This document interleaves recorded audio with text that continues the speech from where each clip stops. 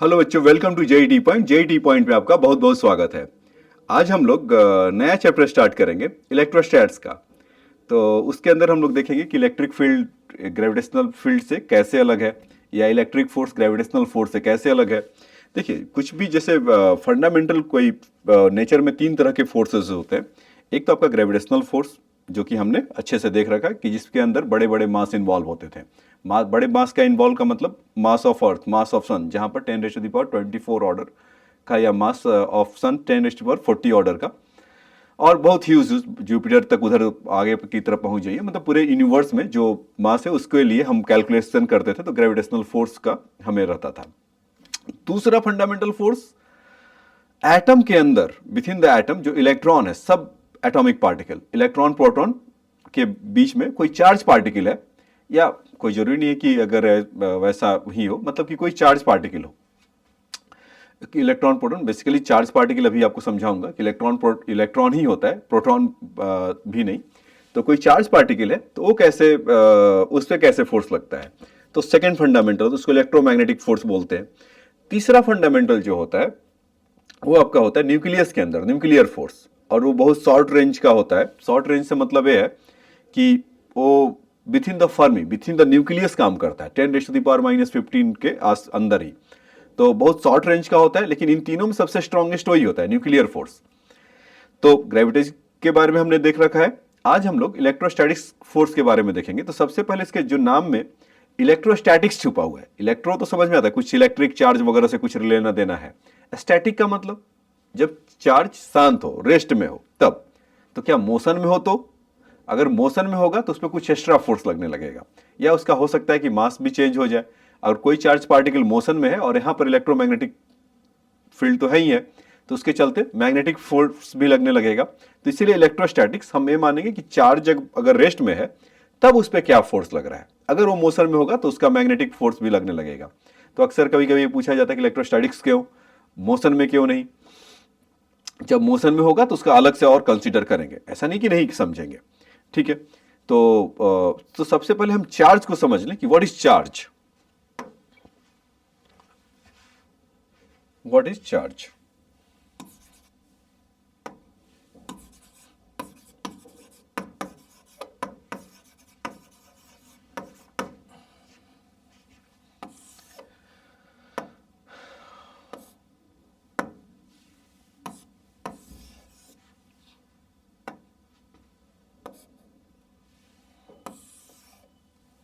Charge क्या है?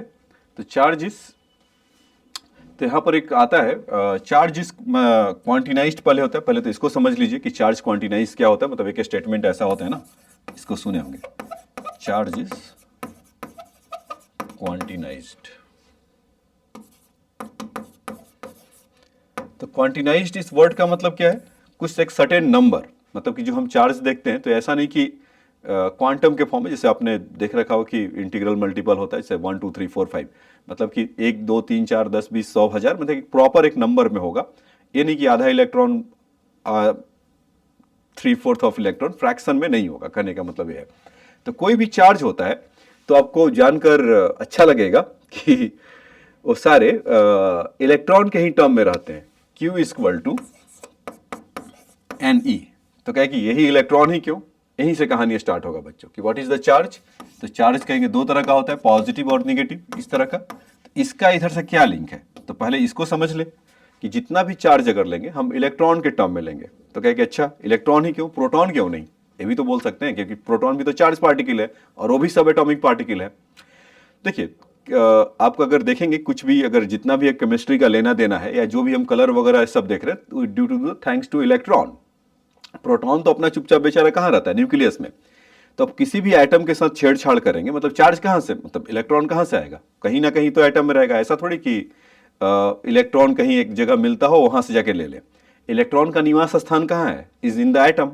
तो वहीं वो मिलेंगे। तो जब आप वहां पर थोड़ा बहुत केमिस्ट्री अगर जानते होंगे, तो आयोनाइजेशन एंथैल्पी क्या होता था? अगर किसी एटम को सपोज हीट दिए तो सबसे पहले कौन भागेगा? इलेक्ट्रॉन जंप करके first cell, second cell, third cell में ऐसे चलते जाता है। तो इसीलिए इलेक्ट्रॉन इज द की, मतलब कि चार्ज का एक तरीके से कह सकते हैं कि वो आत्मा है। इलेक्ट्रॉन जंप करके मतलब कि जब भी कुछ देंगे तो इलेक्ट्रॉन में ही एक्सचेंज होगा। कितना कोई भी केमिकल रिएक्शन देख लीजिए, ऑक्सीडेशन, रिडक्शन, व्हाटएवर, कुछ भी इलेक्ट्रॉन का ही एक्सचेंज होता है। So that is why electron को ही हम बेस बनाते हैं और इलेक्ट्रॉन से ही हम मानते हैं कि इसमें कोई भी अगर चार्ज है तो उसके अंदर या तो इलेक्ट्रॉन है या तो इलेक्ट्रॉन नहीं है। क्योंकि ये क्या कहा गया, जो पॉजिटिव और निगेटिव चार्ज मैं लिखा हूं उसको पे समझाऊंगा। तो मतलब कि अगर पॉजिटिव चार्ज है तो इलेक्ट्रॉन डिफिशियंट होता है और किसी पे निगेटिव चार्ज है तो इलेक्ट्रॉन सरप्लस होता है। तो ये समझ में पहले आया कि वाई इलेक्ट्रॉन, अगर मान लीजिए कि प्रोटॉन निकालेंगे तो उस एटम को ही फिर तोड़ना पड़ेगा। एटम मतलब कि प्रोटॉन निकालने के लिए क्या है, और प्रोटॉन का निवास स्थान बच्चों उसका न्यूक्लियस है। तो न्यूक्लियस को आप ब्रेक डाउन करिए तब तो प्रोटॉन निकलेगा। तो उस केस में क्या होगा कि जब आप प्रोटॉन को निकालेंगे तो फिर एटम को आपको तोड़ना पड़ेगा, तो जो कि वो फिर उसका स्ट्रक्चर ही गड़बड़ हो जाएगा। सो इसीलिए अभी उसमें उतना डिटेल में नहीं जाते, तो आपको मेरे ख्याल से इतना एक अंडरस्टैंडिंग होगा कि चार्ज आपका, इलेक्ट्रॉन आपका क्वांटिनाइज्ड है, मतलब कि electron is the fundamental particle है और चार्ज अगर क्वांटिनाइज्ड होता है तो इन द टर्म ऑफ इलेक्ट्रॉन। तो अब इसको समझते हैं कि अगर कोई किसी के पास 1 कूलम है, 1 कूलम भी बहुत बड़ा चार्ज होता है बच्चों। मतलब पूरा आप धरती में से अगर देख लीजिए तो अगर उसमें से अगर निकालना पड़ जाए तो उतना भी नहीं हो पाएगा। एन ई, तो 1 कूलम में कितने नंबर ऑफ इलेक्ट्रॉन्स होंगे, तो N equal to 1 coulomb upon electron का 1.6 इंटू 10⁻⁻19। तो इसको अगर करेंगे तो 100/16 इंटू 10⁻18 कर लें, -19 था तो एक जीरो ऐसा खींच लेते हैं। तो 6 6 जा 96, 4 6 2 जा 32, 8 5 10⁻6.25 इंटू 10⁻18 इतने नंबर ऑफ इसमें इलेक्ट्रॉन होंगे। ठीक है, so what is the charge. अच्छा ठीक है, तो 1 कूलम में, या अब आपसे यहाँ से पूछा जा सकता है 2 माइक्रोकूलम, 4 माइक्रोकूलम, 10 माइक्रोकूलम में कितने चार्ज होंगे, तो आप आसानी से अकॉर्डिंग टू दिस कर सकते हैं। अब आते हैं पॉजिटिव और निगेटिव चार्ज पे। देखो कोई भी ऑब्जेक्ट अगर है, अच्छा चार्ज को क्रिएट कैसे करते हैं, तो सबसे पहले तो बेसिक में आपने सीख रखा होगा कि अगर आप रबिंग कुछ करेंगे इस तरह से, या कोई भी दो चीज अगर प्लास्टिक का है, फर है या सिल्क है, तो वहां पर पॉजिटिव निगेटिव चार्ज क्रिएट होता है। और ये हमें नहीं पता होता है कि किस पर पॉजिटिव होगा किस पर निगेटिव होगा। जैसे मान लीजिए कॉम्ब है, ऐसा आप करके बचपन में खेले होंगे ना, छोटे छोटे पीस ऑफ पेपर अगर है, whenever you close to the your comb, so some of the paper piece of paper will stick to the their comb. So what is happening, what is going on, so when a moment you are doing like this means your comb is just rubbing over your head to the that the hair is kind of the silky, so some of the maybe the positive or negative, I don't know, positive or negative charge will be created on the surface of the comb, or suppose you are doing like that, sometime you are means आप देखते भी होंगे कि जैसे कुछ इस तरह का कि सोफा वोफा पर आप बैठे हो और सोफा भी बड़ा स्पेशल हो, जैसे वो कुछ वॉलवेट टाइप का अगर कपड़ा हो, और आप स्लीपर जो आप पहनते हैं तो प्लास्टिक का रहना चाहिए। तो आप तेल वेल नहा धोआ कर आपके बैठिए, टीवी भी देखिए, थोड़ा देर ऐसे ऐसे रबिंग करिए, और जाकर आप पानी नल खोलेंगे तो मारेगा पटाख से। तो हुआ क्या कि वेन जब आप ऑयलिंग वगैरह इस तरह से करके कुछ आप, और चार्ज मतलब रगड़ होने के चलते चार्ज क्रिएट हुआ, और फिर आप एक निगेटिव मतलब जो भी वॉट एवर निगेटिव या पॉजिटिव होगा, तो उसके चलते आपके बॉडी पर या आपके सरफेस एंड जो पाम वगैरह होगा उसके सरफेस पे पॉजिटिव चार्ज या निगेटिव चार्ज आ जाता है। जब आप कंडक्टिंग वाले को जैसे ही टच करते हैं तो जैसे ही पॉजिटिव है तो वहाँ का वो निगेटिव एक्टिवेट कर देता है। वो सब क्या फिनोमिना है वो सब आपको बता रहा हूँ। तो चार्ज मतलब क्रिएट करने की जहाँ तक बात है पॉजिटिव निगेटिव का, तो वो कैसे है, तो देखिए मान लीजिए कि यहाँ पर कि अगर कुछ भी हो, पहले तो न्यूट्रल था, मतलब कि एटम, अगर एटम को ओवरऑल हम जानते हैं ना कि जितना प्रोटॉन होता है उतना इलेक्ट्रॉन होता है, तो न्यूट्रल होता है। और कोई गेन कर रखा है, जैसे 1 इलेक्ट्रॉन एक्स्ट्रा गेन कर रखा है, जैसे मान लीजिए कि अगर सोडियम है तो सोडियम में कितने होते हैं 11 प्रोटॉन और 11 इलेक्ट्रॉन, एक आपने गेन कर लिया तो अब कितना हो गया 12 इलेक्ट्रॉन और 11 प्रोटॉन। जैसे सोडियम तो गेन नहीं करेगा, फिर भी अगर बोल दिया तो बोल दिया, तो +1 इलेक्ट्रॉन इसके पास सरप्लस हुआ। तो इलेक्ट्रॉन का नेचर कैसा होता है negative, that is why negative. अब आ जाओ इधर, कोई अगर आपका ऑब्जेक्ट है और कुछ इलेक्ट्रॉन एक गेन कर रखा है, तो इलेक्ट्रॉन जैसे ही गेन करेगा तो इस पर कैसा चार्ज होगा, निगेटिव। और सपोज कोई भी ऑब्जेक्ट अगर इस तरह का है और वो इलेक्ट्रॉन लूज करेगा तो उस पर ऊपर पॉजिटिव। तो इस दो तरह का दो चीज़ आपको समझ में आया होगा कि एक निगेटिव है और दूसरा एक पॉजिटिव है। तो पॉजिटिव और निगेटिव मतलब चार्ज पॉजिटिव और निगेटिव जैसा कोई चीज़ होता नहीं है, वो इलेक्ट्रॉन होता है। अगर वो सरप्लस में कहीं पर है तो उस पर निगेटिव चार्ज हो जाएगा और कहीं पर डिफिशियंट है तो उस पर वो पॉजिटिव चार्ज हो जाएगा। तो ये तो पॉजिटिव चार्ज की कहानी थी। दैट इज वाई हमने एक गाथा देखा कि charge is quantized in the term of electron, Q is equal to NE। ठीक। अच्छा, चार्ज तो क्रिएट हो गए। बचपन के दिनों में पढ़ा भी खूब होगा कि अगर कोई पॉजिटिव चार्ज है Q1 या मतलब Q1 और Q2 चार्ज है, या दो तरह के चार्जेस होते हैं अभी तो देख ही लिया, पॉजिटिव और नेगेटिव। अगर लाइक चार्जेस होते हैं तो दूसरे को रिपेल करते हैं और नेगेटिव चार्ज होते हैं तो अट्रैक्ट करते हैं। ये लॉ ऑफ कूलम्स लॉ भी यही कहता है। तो इसमें ये देखा गया कि Q1 Q2 है, जैसे कि आपका मास M1 M2 होता था ना ग्रेविटेशन में, तो उस पर आपने देखा था कि F उस पर क्या होता था कि directly proportional to product of their mass. तो ऐसे ही क्या होगा कि directly proportional to Q1 and Q2।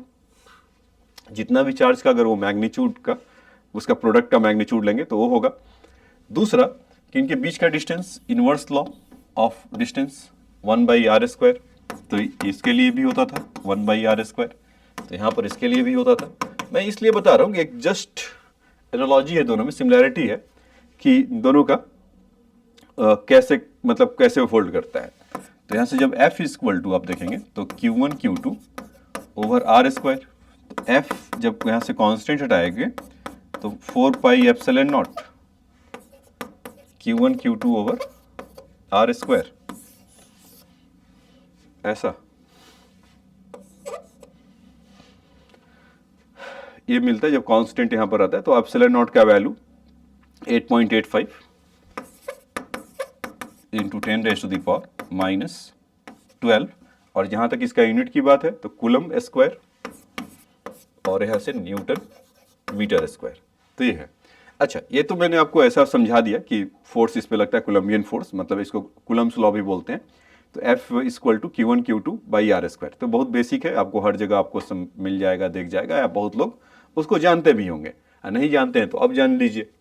तो Q1 Q2 बाई R²। तो और ε0 उसका एक मतलब वैक्यूम जैसा रहता है, मतलब कि जब एयर स्पेस कुछ नहीं होता है तब के लिए ε0 है। अगर कुछ इसमें फिल कर दिया जाए तो ε0 का वैल्यू चेंज हो जाता है। तो उस पर अभी आऊंगा, पहले इनकी आरती कूलम्स लॉ को और थोड़ा उतार लूँ। तो Q1 Q2 दोनों अगर पॉजिटिव चार्ज हैं तो एक फोर्स ऐसे लगा रहे होंगे, एक दूसरे पे रिपेल कर रहे होंगे। अगर एक पॉजिटिव एक निगेटिव है तो दूसरे को अट्रैक्ट कर होंगे। तो यहाँ पर आप third law of Newton's third law को भी देख सकते हैं कि एक्शन रिएक्शन जैसा होता है। ये इस पर फोर्स लगाया तो बदले में भी इस पर फोर्स लगाएगा। ठीक है। तो ये तो अपने F equal to Q1 by Q2 R² ऐसा है। तो अगर हम जैसा जानते हैं कि फोर्स कैसा होता है, वेक्टर क्वांटिटी, तो इसका वेक्टर फॉर्म क्या हो जाएगा, 1/4πε0। Q1 Q2 तो स्केलर क्वांटिटी है, इसका यूनिट आप कूलम जानते हैं, कैपिटल C से इसको रिप्रेजेंट करते हैं। R² अगर है तो एक R में अगर मल्टीप्लाई डिवाइड कर दें ऐसा, या अगर वैसा भी नहीं कर पाते हैं तो ऐसा समझ लीजिए कि वेक्टर फॉर्म में कैसे और लिखेंगे।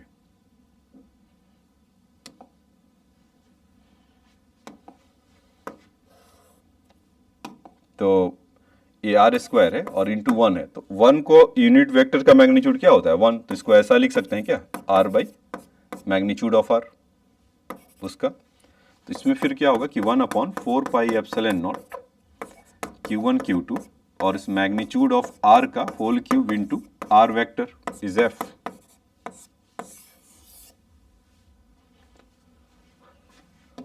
तो फाइनली यहां पर ऐसा लिख देता हूं आपको कि F is equal to 1/4πε0 Q1 Q2 by magnitude of R का whole cube upon magnitude of R।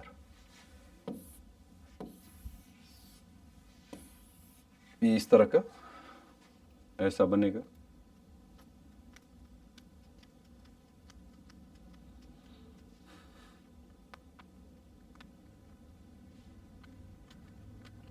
ठीक है।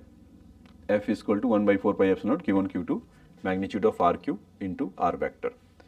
अब देखिए एक आपको बेसिक क्वेश्चन ऐसा दिखाता हूं, जैसे कि Q इक्वल टू अच्छा मान लीजिए कि दो दो कूलम, एक कूलम एक है और दूसरा एक 2 कूलम है और इसके बीच में 2 मीटर है सपोज, तो बताओ कितना एक दूसरे पे फोर्स लगाएगा। तो क्या ये क्या दे दिया। तो हाँ इसमें एप्सिलॉन नॉट के बारे में आपको और बता रहा था। इसमें फोर्स तो आप निकाल ही लेंगे। और यहाँ पर मान लीजिए कि कुछ पानी भर रखा है H2O और उसका डाइलेक्ट्रिक कांस्टेंट, एक डाइलेक्ट्रिक कांस्टेंट होता है बच्चों, क्या होता है कि उस मीडियम को लिए बताता है K का वैल्यू 80 है, ऐसा दे रखा है। तब अगर बताओ कि कितना फोर्स लगेगा। तो हाँ ये आपको बोल रहा था कि एप्सिलॉन नॉट जो होता है फॉर एयर या वैक्यूम के लिए होता है, वैक्यूम वर्ड अच्छा ठीक रहेगा। और दूसरा होता है रिलेटिव इसका एप्सिलॉन नॉट वैल्यू। तो इसमें क्या होगा, K times of epsilon not. तो जहां K एप्सिलॉन नॉट होगा उसके K टाइम्स वो मल्टीप्लाई हो जाएगा। तो इसमें अगर फोर्स अगर निकालना होगा तो F equal to 1/4 pi epsilon naught times K और यहाँ से Q1 Q2 by R square, ऐसा मॉडिफाइड हो गया। और इसमें जो 1/4 पाई एप्सिलॉन नॉट का वैल्यू था, जो यहाँ पर मैं बता रहा था आपको, 1/4 पाई एप्सिलॉन नॉट का जो रेडीमेड वैल्यू होता है, इसका वैल्यू होता है 9 × 10⁹ समटाइम इसको K से भी स्मॉल k से दिखा देते हैं, डाइलेक्ट्रिक कांस्टेंट को कैपिटल K से दिखाते हैं। तो 9 × 10⁹ इसका रेडीमेड वैल्यू होता है। तो इस K का अगर यूनिट अगर लिखेंगे तो newton metre square per coulomb square.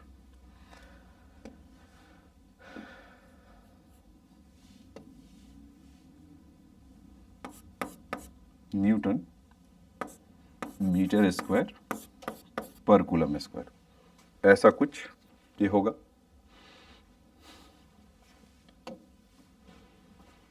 तो चलिए अब इसकी फोर्स की अगर निकालना था तो उसको देख लेते हैं। तो 1/4 पाई एप्सिलॉन नॉट का रेडीमेड वैल्यू कितना हो गया बच्चों, 9 × 10⁹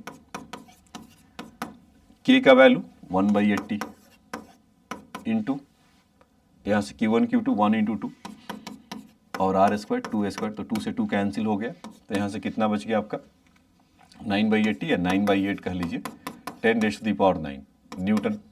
अच्छा 2 भी था तो 16 कर लेते हैं, या इसी को 4.5।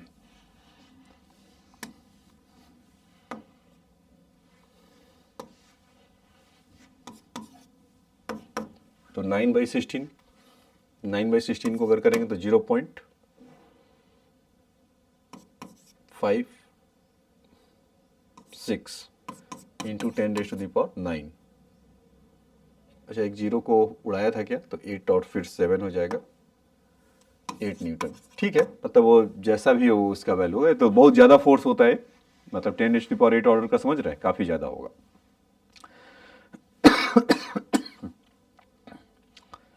तो 0.56 इंटू 10⁸ वैसा कर सकते हैं।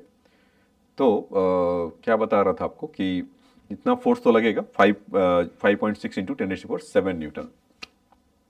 हाँ मैं ये बता रहा था बच्चों कि अगर कहीं भी इस तरह का आ जाता है तो अभी, अच्छा मान लीजिए कि अगर ये नहीं रहता है H2O, तब क्या होता, तब तो आप यही बोलते हैं F equal to 1/4 pi epsilon naught Q1 Q2 1 × 2 over 2 का स्क्वायर, 2 से 2 कैंसिल हो गया।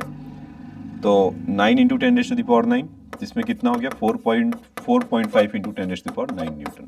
तो इसमें और इसमें कोई कनेक्शन है, बहुत सारा कनेक्शन है। देखिए कि जब भी हम इससे और इसमें जाएंगे, मतलब कि कुछ रिलेटिव परमिटिविटी उसमें अगर डाल दें, तो जो F डैश होगा ओरिजिनल फोर्स का F/K होगा, क्योंकि जहां भी एप्सिलॉन नॉट होगा वहां पर ये ऐसा आपको मिल जाएगा। तो ये बात आपको समझ में आया क्या, आया तो इसको लिख लीजिए या कर लीजिए। अब आ जाइए नेक्स्ट क्वेश्चन देखते हैं। इसमें क्या हो रहा है कि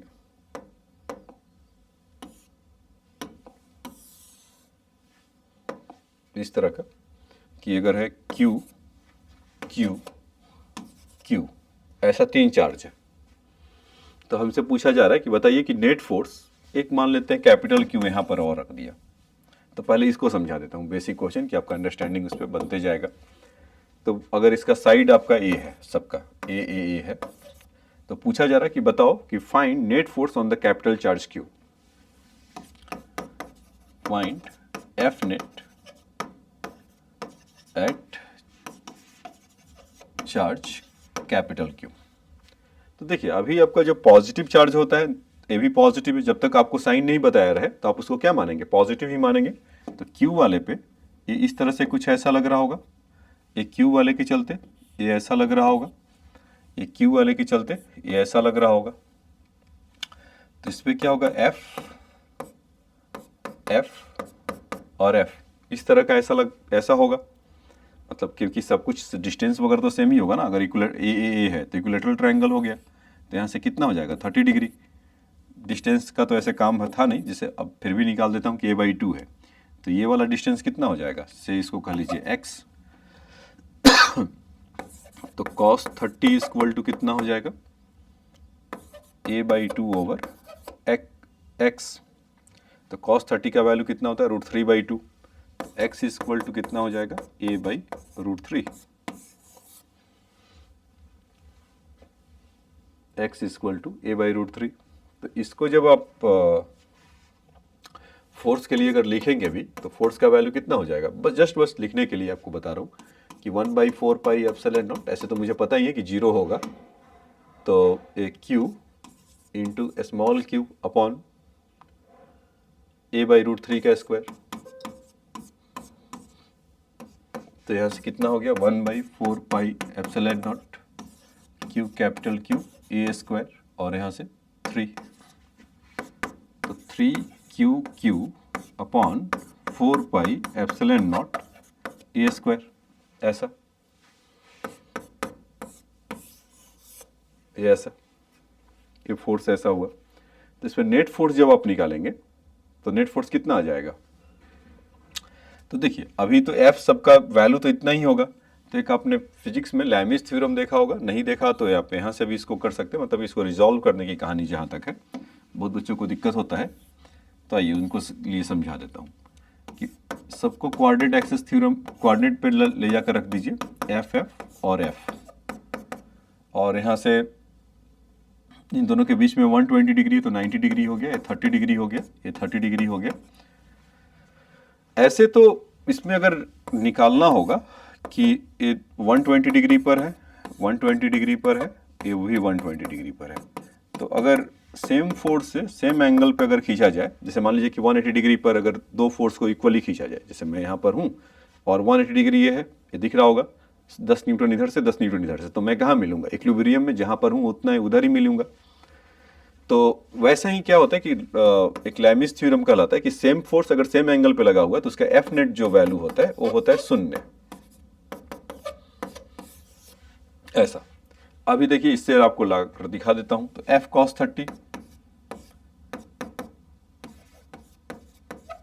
यहां से एफ कॉस 30 अगर हॉरिजॉन्टल कंपोनेंट दोनों का ब्रेक करें, इधर अगर आप देखेंगे तो वर्टिकल कंपोनेंट में दो आएंगे, वो कौन से, एफ साइन 30 और एफ साइन 30, तो 2 टाइम्स हो जाएगा। तो ये दोनों तो एक दूसरे को कैंसिल कर रहे होंगे, एफ कॉस 30 एफ कॉस 30।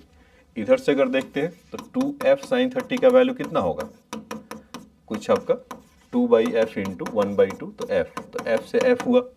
तो ये दोनों एक दूसरे को नलीफाई कर रहे होंगे क्या।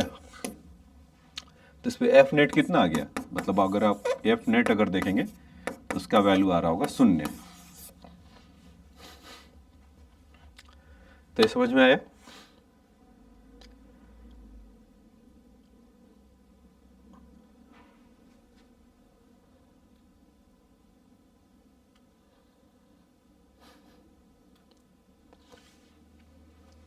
ठीक है, तो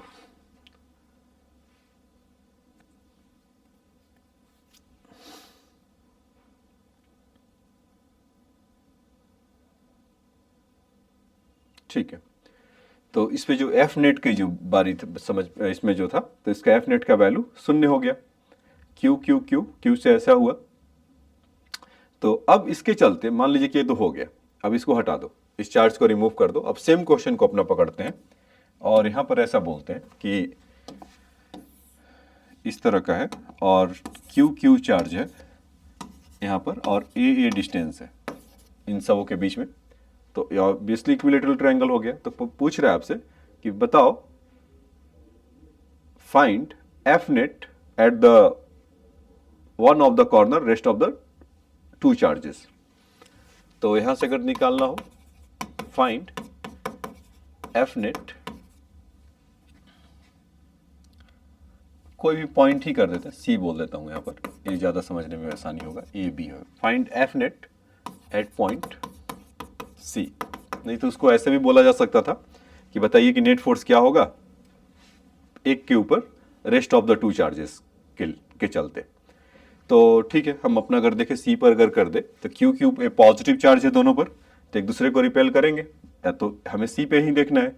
तो सी वाला कैसा फोर्स एक्सपीरियंस कर रहा होगा कि क्यू के चलते, इस पे फोर्स आगे की तरफ लगाएगा तो ये वाला कुछ ऐसा फोर्स लगाएगा एफ, और ये वाला इसी लाइन में कुछ इस तरह का फोर्स लगाएगा एफ। ठीक, तो ये 60 डिग्री है हुआ और ये 60 डिग्री हुआ। ठीक, अगर दोनों की बात करें, फोर्स की अगर बात करें तो उसका कितना आएगा, क्योंकि 1/4 पाई एप्सिलॉन नॉट उस पे Q इंटू क्यू, तो कितना होगा Q square over A square, ऐसा F equal to 1/4 pi epsilon naught Q square by A square, ये हमारा ऐसा फोर्स हुआ। तो F डैश का जो वैल्यू होगा, जो रिजल्टेंट होगा, या F नेट जो होगा, तो आपको वेक्टर में ऐसा सिखाया गया था ना, resultant of the two force क्या होता था कि एफ एफ अगर है, उनके बीच का एंगल 60 डिग्री है, तो उसका एफ नेट अगर निकालना हो तो कितना होगा, F square plus 2f square cos 60 degree, ऐसा। तो कॉस 60 और 2 यहाँ से कैंसिल हो जाए, कॉस 60 का वैल्यू कितना होता है, हाफ। तो F square plus F square तो कितना हो गया, 3f स्क्वायर। तो यहाँ से इसका वैल्यू कितना हो गया, f√3।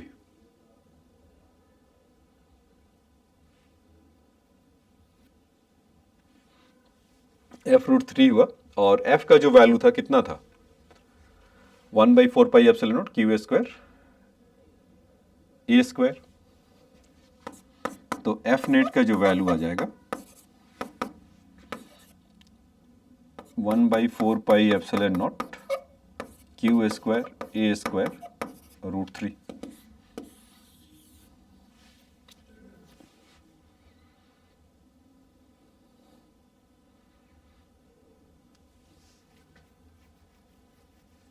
ठीक है, तो ये बात आपको समझ में आया होगा कि कैसे किसी उसका वैल्यू कैलकुलेट करते हैं, कैसे निकालते हैं। अगर उस पे इसी को basically superposition of the forces बोलते हैं। सुपरपोजिशन का मतलब क्या, इस वेक्टर सम, ये टर्म आपसे मतलब फैमिलियर होंगे, वेव में आपको अभी सिखाया था कि वहाँ पर दो वेव आपस में मिलते हैं तो उसका हम वेक्टर सम लेते हैं, तो उसके चलते सुपर इम्पोज होता है और कहानी जो निकल कर आता है। तो वैसे ही यहाँ पर भी होगा, अगर दो फोर्स आपस में सुपर इम्पोज होते हैं तो जो नेट रिजल्टेंट फोर्स होगा उस निकालने का पूरे प्रक्रिया इज योर कॉल्ड सुपरपोजिशन। तो मुझे लगता है कि आपको कुछ समझ में आया होगा। अगर समझ में आया तो इसको लिख लीजिए और दूसरे क्वेश्चन के लिए तैयार रहिए। ऐसा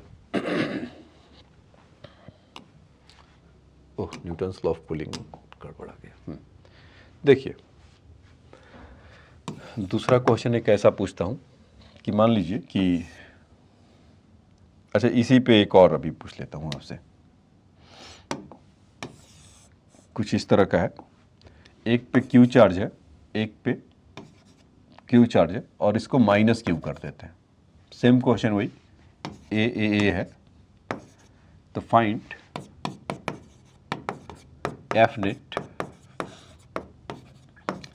एट चार्ज माइनस क्यू।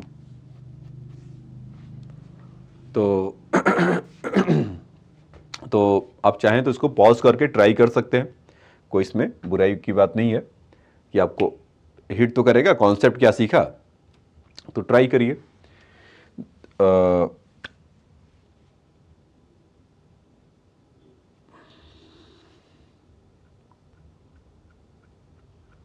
तो आप देखेंगे कि ये एग्जैक्टली सेम आएगा कि यहाँ से क्या होगा कि इस पर इसको अट्रैक्ट करेगा एफ और इस पर भी अट्रैक्ट करेगा एफ, और ये एंगल 60 डिग्री है। तो जैसे पहले वहाँ पर था अब भी वही होगा, f√3 होगा।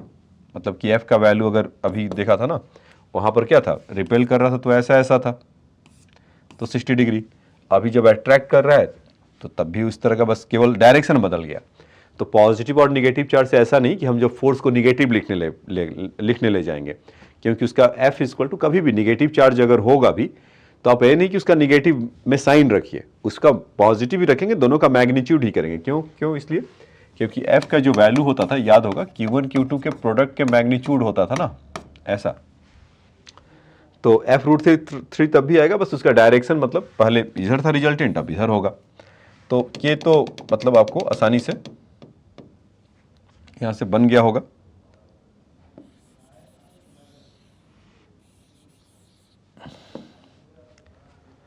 अब देखिए कि इस पे जैसे मान लीजिए कि एक निगेटिव चार्ज, अगर निगेटिव चार्ज यहाँ एक क्यू कर देते हैं और यहाँ पर प्लस क्यू चार्ज है, अब पूछे तब बताओ कि एट पॉइंट सी पर कितना होगा। एट सी नाम इसको फिर से दे देते हैं, एट पॉइंट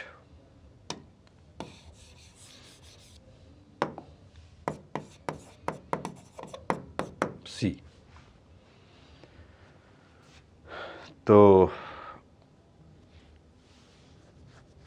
तो ठीक है, तो अब देखिए पॉजिटिव चार्ज क्यू है, तो इसके चलते इधर कितना होगा, फोर्स इधर लगेगा।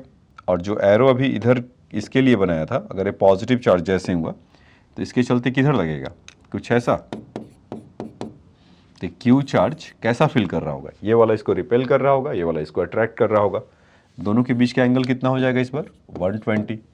फोर्स के मैग्नीट्यूड में बदला क्या, नहीं, जितना पहले था उतना ही है, 1/4 pi epsilon naught Q square over A square. पहले भी इतना ही लग रहा था, अभी इतना ही लग रहा है। तो जब इसका फोर्स का मैग्नीट्यूड निकालेंगे, एफ नेट निकालेंगे, तो ये कितना हो जाएगा, F square plus F square plus 2 F square cos 120 degree. तो यहां से अगर F square plus F square करेंगे,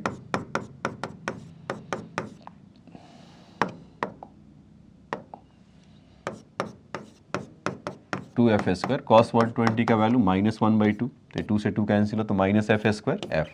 तो इसका वैल्यू कितना आ गया बच्चों, एफ स्क्वायर का रूट एफ, और इसका वैल्यू कितना हो जाएगा 1/4 pi epsilon naught Q square over A square. कुछ इस तरह का बनेगा।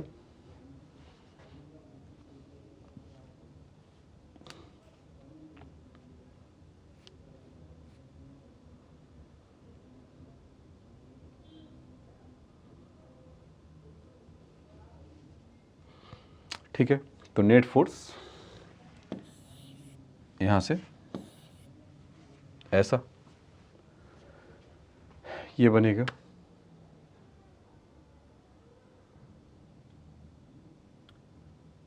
ठीक है, अब आइए दूसरे तरह का एक क्वेश्चन देखिए। जैसे मान लीजिए कि अभी डेटा तो सोच के नहीं दे रहा हूँ, हो सकता है कि गड़बड़ सड़बड़ आ जाए। 2 कूलम और 3 कूलम है ऐसा, और यहाँ पे मान लीजिए कि कोई डिस्टेंस है 2 मीटर का, यहाँ से यहाँ तक 2 मीटर का, और एक यहाँ पर एक थर्ड चार्ज क्यू डालते हैं कि जिस पे नेट फोर्स उसका 0 हो। मान लीजिए 1 कूलम का डाल दिया, ऐसा कॉन्सेप्ट सिखाने के लिए खाली आपको बता रहा हूँ। एक थर्ड चार्ज जिसके मिडिल में 1 कूलम का डाल दिया। तो अब पूछता है कि बताओ कि इसका कहां पर रखा जाए कि नेट फोर्स 0 हो, कि where should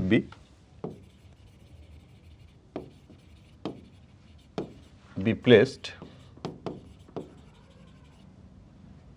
1 coulomb charge in order to net force is 0, इस पे 0 लगे। तो देखो, तो इस पे 2 कूलम का चार्ज है और यहाँ पर 3 कूलम का चार्ज है और 1 कूलम है, तो 2 कूलम इधर लगेगा, 3 कूलम इधर लगेगा, ऐसा। तो जब आप फोर्स लगाएंगे F इक्वल टू, मान लीजिए इसका नेमली कर लीजिए F1 और इसका F2, F1 और F2 आपस में इक्वल होगा। तो F1 इक्वल टू मान, अच्छा वो कहाँ पर प्लेस किया है कि वेयर शुड बी प्लेस, तो पता नहीं, तो हम ऐसा कर लें कि इधर से x है तो इधर से कितना हो जाएगा 2 - x, यही होगा ना बच्चों। फोर्स F1 अगर 2 कूलम उस पर लगा रहा होगा तो F1 का वैल्यू, और नेट फोर्स उस पर 0 होगा, तो ये कंडीशन यही होगा। F नेट का मतलब कितना हो गया कि F1 माइनस F2। तो अगर वो 0 है तो यहाँ से तो यही वैल्यू निकल कर आएगा, F1 और F2। तो F1 का वैल्यू कितना है 1/4 pi epsilon naught Q 2C और 2C 1C, तो 2 इंटू 1 मान लीजिए, अपॉन ये डिस्टेंस x का square equal to 1/4 pi epsilon naught 1 into 3 2 minus X का स्क्वायर। तो 1/4 pi epsilon naught 1/4 pi epsilon naught ऐसा कैंसिल हो गया। अच्छा, अब उसके बाद दूसरा जब करेंगे तो 2/x square 3/2 minus x square. देखो अगर क्रॉस मल्टीप्लाई करेंगे आप तो उसमें फंस जाएंगे से मतलब ये है कि क्वाड्रेटिक सॉल्व करेगा, तो इससे बेहतर है कि दोनों तरफ स्क्वायर रूट ले लीजिए, वो फटाक से आ जाएगा। तो √2x और √3 2 माइनस एक्स, तो लीनियर आ गया ना। तो आप ऐसा भी बोल सकते हैं कि 2 minus X over X equal to √3 over √2। तो आप कहते हैं डेटा सोच के नहीं दिए, ऐसा इसलिए आ रहा है, एक्स से ही डिवाइड कर लीजिएगा। मतलब ऐसा इसमें कि 2/x माइनस 1 अपॉन √3 माइनस √2। तो 2 over x equal to 1 plus √3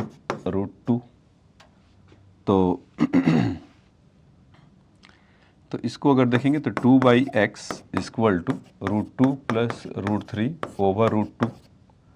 x equal to कितना आ जाएगा 2√2 ओवर 2√2 प्लस √3। तो अब इसका आप स्केल दिखाना चाहते हैं रेशनलाइजेशन करने का, तो ये वैल्यू उतना भी इक्वल होगा x के भी, तो इसमें से कितना हो जाएगा 2√2 √3 माइनस √2 भी, तब भी ये दौड़ेगा चलेगा। ठीक है, थोड़ा और करना चाहते हैं तो 2√6 माइनस 8 ऐसा कुछ बनेगा। ठीक है,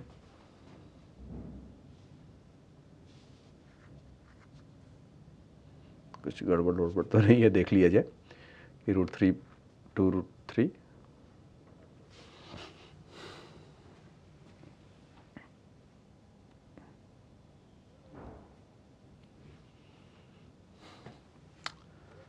ठीक है, जितना भी वैल्यू होगा आप उसमें से कर लेते हैं, वहीं पे छोड़ देते हैं आंसर, इतना मीटर अगर उसमें है तो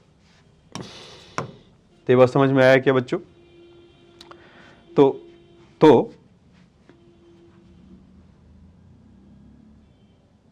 आप इसको ऐसा समझ सकते हैं। अब देखिए इसी से एक रिलेटेड दूसरा क्वेश्चन होता है, उसमें एक वर्ड यूज़ किया रहता है इक्विलिब्रियम, उस पर तो आऊँगा प्रैक्टिस क्वेश्चन के लिए, वो ऐसा ले रखा हूँ, लेकिन फिर भी एक ऐसा बता देता हूँ कि जैसे मान लीजिए कि दो चार्ज है Q, एक है 6Q, रैंडम ले लिया, इनके बीच का डिस्टेंस कुछ है D ऐसा। तो कहाँ पर थर्ड चार्ज को प्लेस किया जाए कि इस पर नेट फोर्स 0 है और थर्ड चार्ज का वैल्यू कुछ मान लेते हैं इस पर -Q दे दिया, इस तरह का। तो इसमें अगर निगेटिव चार्ज को अगर रख दे तो ठीक है, तो फिर अच्छा, इसमें अगर निगेटिव चार्ज -Q यहाँ रख दें तब बताओ, मतलब पहले क्या था कि अगर पॉजिटिव मैं यहाँ पर दे रहा था Q और Q, तो ये -Q को अपनी तरफ अट्रैक्ट करेगा और ये वाला इसको अपनी तरफ अट्रैक्ट करेगा, तो नेट फोर्स हाँ हो सकता है 0 हो जाएगा। लेकिन ये -Q का -Q है और इसको एक को निगेटिव कर दिया, तो अब इसके बीच में कहीं एक ऐसा पोजीशन कोई आएगा क्या कि 0 इससे फोर्स लगेगा? नहीं होगा। क्यों? क्योंकि नेगेटिव चार्ज जो होगा इस पर कैसा फोर्स अप्लाई करेगा, इसको रिपेल करेगा, और 6Q तो बैठा ही हुआ है, उसको अट्रैक्ट करेगा। तो F नेट वो कभी 0 नहीं होगा इसके बीच में। तब क्या किया जाए, क्या कि बताओ कोई ऐसा पॉइंट उसी लाइन, हाँ उसमें वो स्मार्टली बोलेंगे कि line joining of the -Q and 6Q, where should be the place the third charge of -Q कि शेयर शुड बी 4 0। तो आप अपना माइंड मेकअप करके okay minus Q, 6Q minus Q. तो लाइन ज्वाइनिंग में खाली यही नहीं होता है ना बच्चों, ये बाहर भी चला जाएगा। लाइन ज्वाइनिंग मतलब उसी को आगे बढ़ाते हुए जाएंगे, उस लाइन पे भी 0 हो जाएगा। तो इसके वजह अगर माइनस क्यू यहाँ सोच लिया जाए तो ये वाला उसको इधर अट्रैक्ट कर रहा होगा और ये वाला रिपेल कर रहा होगा, तो यहाँ पर बन जाएगा इस तरह के सिनेरियो में। तो वही मैं आपको ये समझाना चाह रहा था कि अगर एक निगेटिव है और एक पॉजिटिव है और बीच में निगेटिव डाल दिया जाए, ठीक, तो या हम उसको पॉजिटिव भी अगर कोई चार्ज अगर रखते हैं वहाँ पर, तब भी ऐसा नहीं होता। मान लीजिए कि अगर यहाँ से एक निगेटिव होगा और एक पॉजिटिव इस तरह का, तो डाइपोल सिस्टम ऐसा बन गया Q, तो ये वाला इसको रिपेल करेगा और ये वाला फिर अट्रैक्ट करेगा। तो इसमें फिर से इसके लाइन ज्वाइनिंग में तो इधर तो इसके बीच में तो नहीं है, हाँ उसके आउटसाइड कहीं इधर या उसके उधर वो 0 हो सकता है। तो कैसे होगा हम यहाँ से इस तरह से निकाल सकते हैं, क्योंकि ऐसा क्वेश्चन एक आपको एडवांस में पूछ रखा है प्रीवियस ईयर में कि उसका मैग्नीट्यूड वगैरह बताने के लिए कि कब इस तरह का होगा। तो ये दिमाग का बत्ती जला कि मतलब समझ में आया कि हम इसमें और क्या क्या क्या कलाकारी कर सकते हैं। तो इस तरह का कुछ कलाकारी कर सकते हैं, तो आप इसको ऐसे समझ लीजिएगा। अच्छा, अब देखिए एक दूसरे तरह का क्वेश्चन, तो इस पे अभी आएंगे, कॉन्सेप्ट आपको समझा दिया।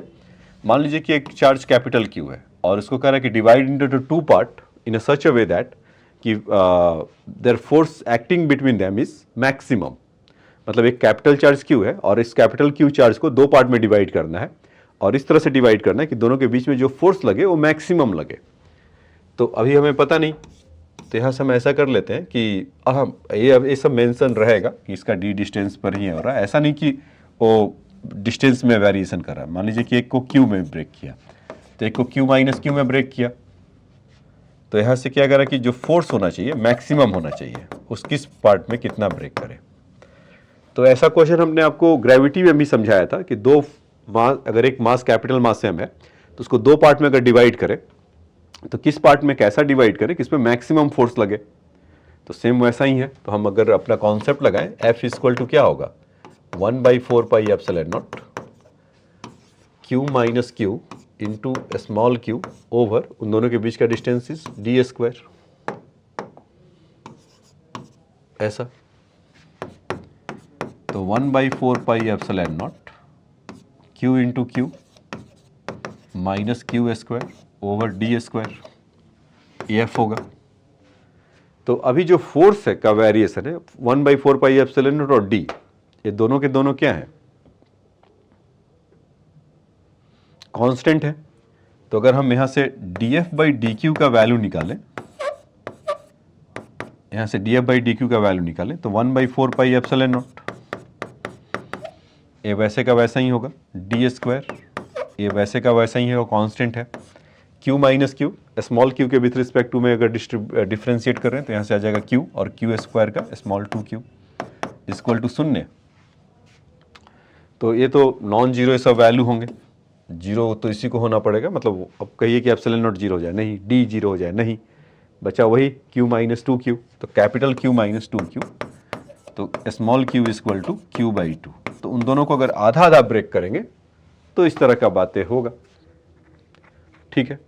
अच्छा, एक और तरीका है, लेमन तरीका, मतलब जिनका हाथ तंग होता है, इसको ऐसे भी जस्ट एज अ फन के लिए कि जैसे Q को अगर ब्रेक करे तो ऐसा 0.1, 0.9, 0.2q, 0.8q, 0.3q, 0.7q, q है हर जगह q और 0.4q, 0.6q, 0.5q, 0.5q इस में करें और इन दोनों का प्रोडक्ट देखें तो कितना आ जाएगा 0.09।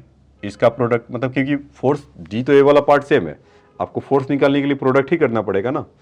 तो इनका प्रोडक्ट 0.09, इनका प्रोडक्ट 0.16, इनका प्रोडक्ट 0.21, इनका प्रोडक्ट 0.24 और इनका प्रोडक्ट 0.25। तो जब ये आधे आधे बढ़ रहे हैं तभी इसका मैक्सिमम लग रहा है, 0.5 इंटू 0.5 तो 0.25 इस तरह का, तभी ऐसा होगा, उसका मैक्सिमम फोर्स लगेगा। तो ये बात आपको समझ में आया क्या कि अगर दो इस तरह का फोर्स हो 0.5q और 0.5q का, तो तो उस पर जो मैक्सिमम फोर्स लगेगा इस तरह का लगेगा। तो ये बात आपको समझ में आया बच्चों, कूलम्बियन लॉ कैसे काम कर रहा है। ठीक है, एक आ जाइए, ऐसा एक और बता देता हूँ सुपरपोजिशन का क्यू वाले के लिए। जैसे मान लीजिए कि एक पे 1 कूलम है, 2 कूलम है, या 1 क्यू 2 क्यू 3 क्यू ऐसा मान लेते हैं। क्यू है, 2 क्यू है, 3 क्यू है और 4 क्यू है। अच्छा, हमारे पास तो रिसोर्सेज अवेलेबल है, तो इसको एक शॉर्ट पिक्चर फटाक से दिखा दे। इस तरह का है, क्यू है, 2 क्यू है, 3 क्यू है और 4 क्यू है। साइड इसका ए ए ए ए इस तरह का है। तो पूछ रहा है कि बताओ इसी पे नेट फोर्स कितना होगा। Find F net eight Q पर कितना होगा। तो अभी सब पॉजिटिव है, इसके चलते 2 क्यू के चलते इधर कितना फोर्स लगेगा से F1, 4 क्यू के चलते कितना लगेगा F2, 3 क्यू के चलते कितना लगेगा, इसके लाइन ज्वाइनिंग में ऐसा कुछ होगा इस F3 ऐसा।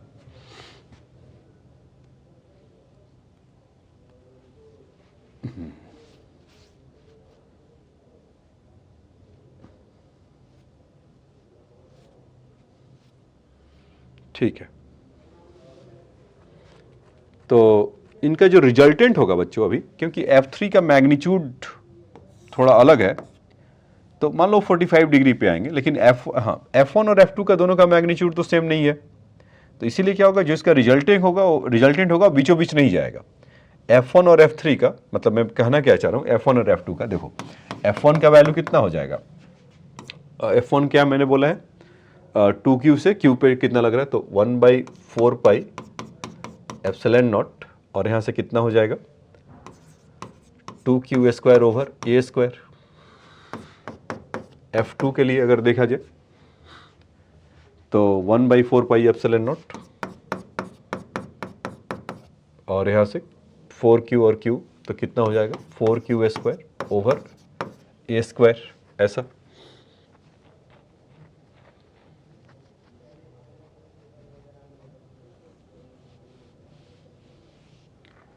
ठीक है, तो इसको अगर मान लीजिए लेट कर लेते हैं कि इसका F है, या मतलब 2F इतने को, मतलब यहाँ पर कहीं ऐसा कर लेता हूँ लेट कि F equal to Q 1/4 pi epsilon naught Q square over A square.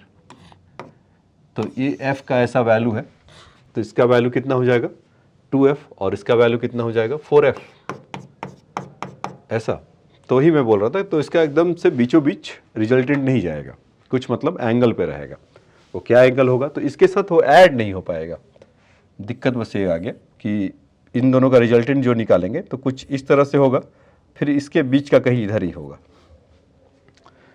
तो F3 का जो वैल्यू होगा बच्चों, यहाँ से कितना हो जाएगा 1/4 pi epsilon not 3Q into Q,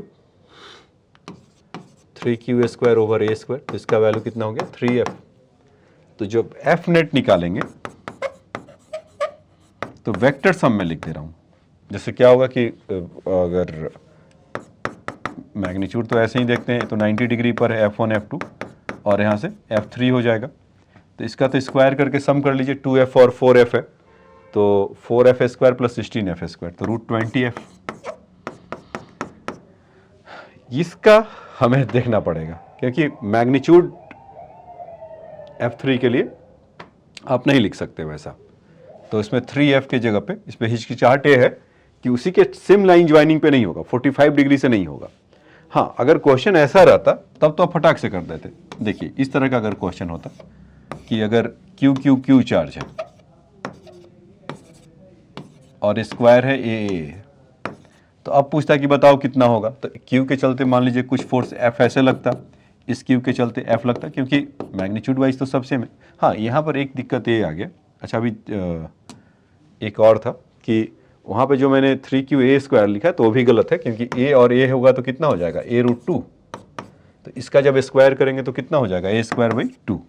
तो 3/2F, 3/2 मतलब सिंपल ऐसा मिलेगा वो, क्योंकि a√2 के लिए है। तो यही काम आप अगर यहाँ पर लगा रहे हैं कि जैसे कि a है और यहाँ से इसका डायगोनल कितना हो जाएगा a√2, तो जो यहाँ का जो f आएगा, मतलब कि f का वैल्यू अगर लिख लूँ मैं, f = 1/4πε0, वहाँ से q × q² होगा, और f इसके लिए जो आएगा यहाँ पर, और ठीक उसके 45 डिग्री पर, क्योंकि f अगर है तो उसका 45 डिग्री पे ही निकलेगा, ये इधर ही से निकलेगा, और उसका वैल्यू कितना होगा f√2। अब इसका ये जो डायगोनल के अबाउट जो है q के लिए अगर देखें तो इसका इस जगह पर कितना जाएगा 1/4πε0 q², और वो डिस्टेंस कितना हो जाएगा a√2 का स्क्वायर, तो q² 4πε0 a²2, तो यहाँ से f/2। अब देखिए f नेट जब यहाँ पर अगर हम लिखेंगे तो अब इससे आसानी से लिख सकते हैं कि इन दोनों का f का तो f√2 हो जाएगा, क्योंकि 45 डिग्री से होगा और 45 डिग्री से ही निकलेगा, तो उसका वैल्यू कितना हो जाएगा बच्चों f√2, और इसका कितना हो जाएगा यहाँ से f/2, क्योंकि ये पूरे का वैल्यू q² / 4πε0 a² का वैल्यू f है अपॉन 2, तो यहाँ से f कॉमन लेंगे तो √2 + 1/2 ऐसा। तो f नेट का जो वैल्यू अगर निकालेंगे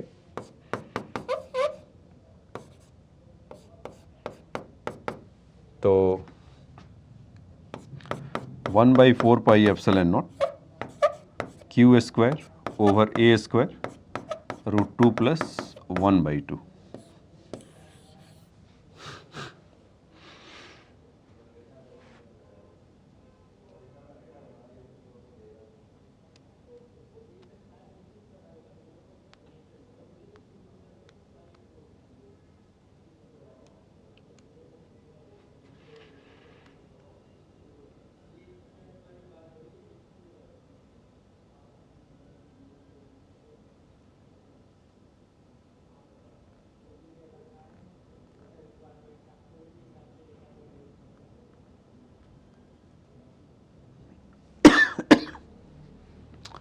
ठीक है, अब आ जाइए एक बॉब वाले क्वेश्चंस आपको दिखा देता हूं।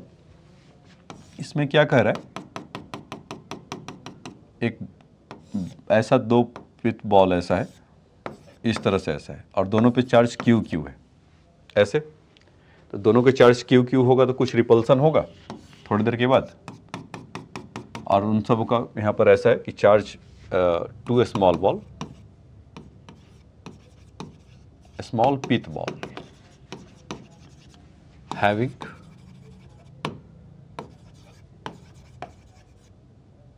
charge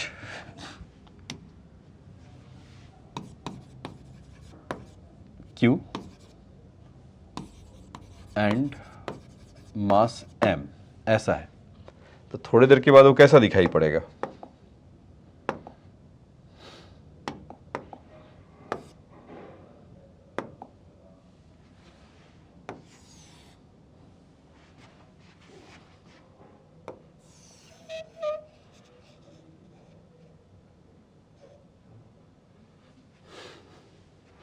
ऐसा।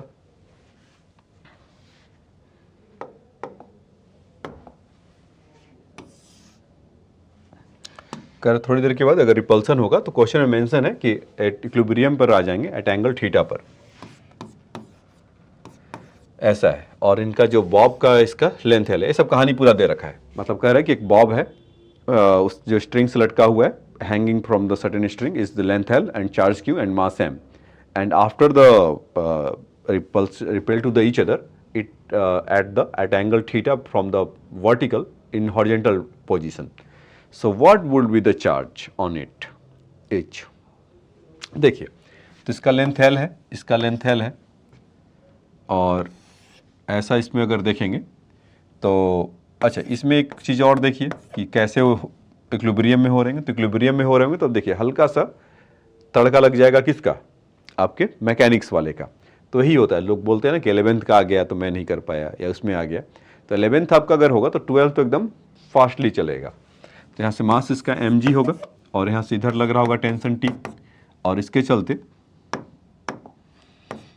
चलते इसको ये रिपेल करेगा इस FE ऐसा। तो देखिए ये एंगल थीटा हुआ तो ये भी थीटा हुआ, तो इसमें से कितना हो जाएगा T cos थीटा, और ये वाला कितना हो जाएगा T sin थीटा। तो T cos theta is equal to mg और T sin theta is equal to FE ऐसा। तो इन दोनों को अगर डिवाइड करेंगे तो tan theta sin theta by यहाँ से कितना मिल जाएगा, tan theta is equal to FE by mg ऐसा। तो यहाँ से अगर हम FE equal to mg tan theta ऐसा होगा। अच्छा FE क्या था बच्चों, इन सबों पे एक दूसरे से इलेक्ट्रोस्टैटिक्स फोर्स लगा रहा था, मतलब यहाँ पर पिथ बॉल यहाँ पर भी है, तो उसके लिए हमें डिस्टेंस चाहिए, मतलब चार्ज तो क्यू दे रखा है, तो फोर्स लगाने के लिए हम क्या लिख पाएंगे इलेक्ट्रोस्टैटिक्स फोर्स के लिए 1/4 pi epsilon naught Q into Q, और ये डिस्टेंस, तो ये डिस्टेंस कितना होगा ये वाला डिस्टेंस, तो यहाँ से L है तो ये थीटा हुआ, तो सामने कितना हो जाएगा L साइन थीटा है ना, तो ये भी L साइन थीटा हो जाएगा। ये यहाँ से तो टोटल कितने हो जाएंगे 2L साइन थीटा, तो यहाँ से कितना लिख सकते हैं 4L square sine square theta का स्क्वायर ऐसा। तो अब यहाँ पर अगर फोर्स का वैल्यू रखेंगे तो 1/4 pi epsilon naught Q square 4L square sine square theta equal to mg tan theta. तो यहाँ से क्यू स्क्वायर इक्वल टू कितना हो गया 16 पाई epsilon not L square sine square theta mg tan theta. तो Q इक्वल टू कितना हो गया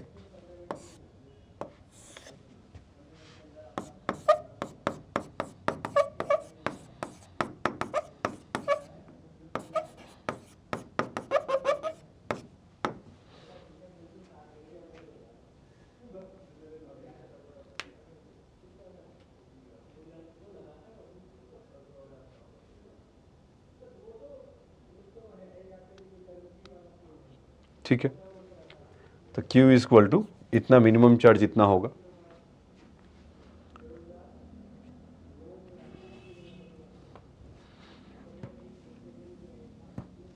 ये बात समझ में आया। तो बेसिक क्वेश्चन था इसमें, इसमें भी अब बहुत सारा मिलेगा कि सेम सेटअप को उठाकर पानी के अंदर डाल दिया, तो वहाँ का अगर फोर्स या कुछ भी पूछ सकता है कि सेम सेटअप है वहाँ पर भी फोर्स लग रहा है, तो फोर्स उसमें कम लगेगा ज़्यादा लगेगा क्या होगा, या डिस्टेंस में क्या वेरिएशन होगा, या आप थ्रस्ट होगा क्या होगा, तो ऐसा भी आपको मिल सकता है।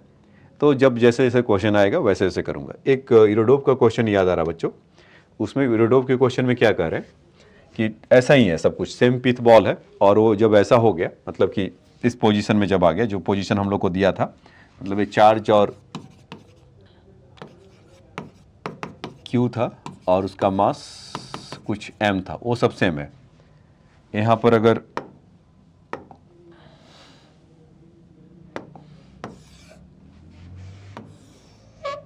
ऐसा हो जाए,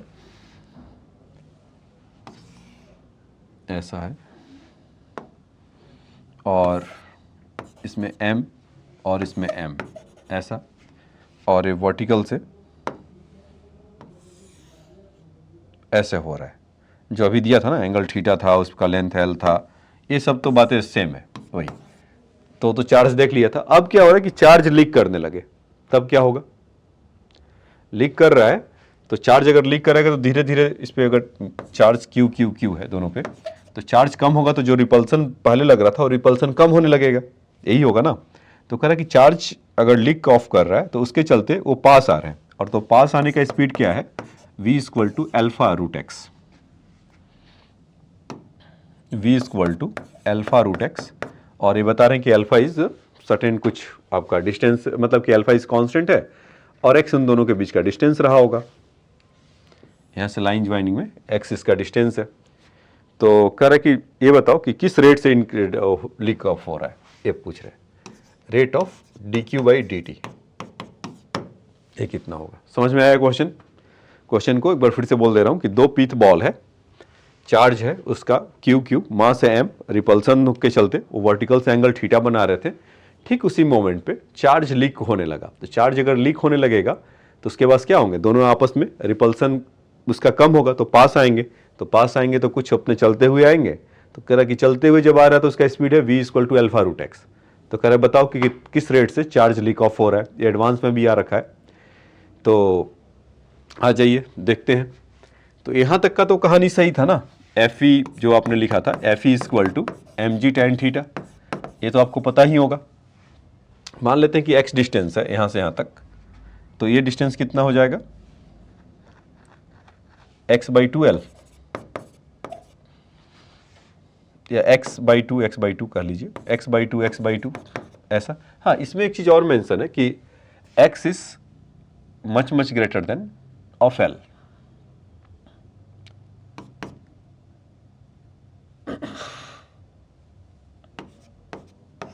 ऐसा और गिवन है। तो वहाँ से tan थीटा का वैल्यू क्या हो जाएगा? पहले इसी की आरती उतार लेते हैं अच्छे से। तो x अगर है तो x/2 हो जाएगा, क्योंकि tan थीटा लग रहा ना उधर, कि tan थीटा का वैल्यू कितना हो जाएगा वहाँ से? x/2l, है ना।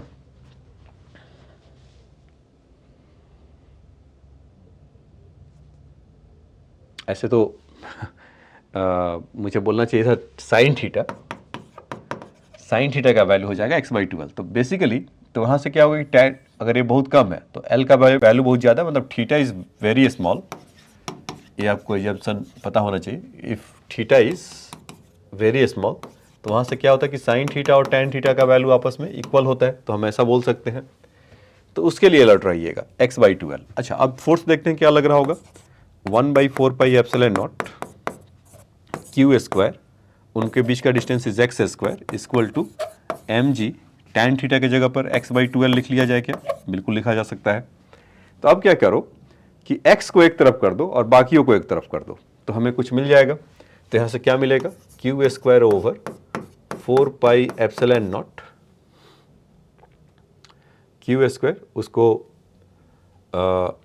2l/mg ऐसा लिखा जा सकता है। q² तो है ही है साथ में, और यहाँ से कितना हो गया? x³ ऐसा। तो ठीक है, तो अब इसको आप 2l/mg 4 पाई एप्सिलॉन नॉट, अब इसको डिफ्रेंशिएट करिए। q² का डिफ्रेंशिएशन करेंगे तो कितना आ जाएगा? 2q, और यहाँ से dq/dt। या आप ऐसा भी काम कर सकते थे कि इसको स्क्वायर रूट ले लेते हैं, मतलब q को उधर करने के बाद इसको सबको कांस्टेंट कर लीजिए, मतलब इसका क्या रेट होगा या कैसे प्रोपोर्शनल होगा उसको कांस्टेंट ले लो, कि क्वेश्चन में एक्चुअल में वही है। बाद में चाहेंगे तो उसका वैल्यू पुट भी कर सकते हैं। तो यहाँ से हम ऐसा बोल सकते हैं क्या कि q = यहाँ से √2l 4 pi epsilon not mg को ऐसे रख लीजिए, स्क्वायर रूट लेंगे तो q और x के जगह पर 3/2 ऐसा कुछ होगा क्या? ठीक, तो इसको ऐसा ही रखे रहिएगा। तो देखिए क्या मिला यहाँ से,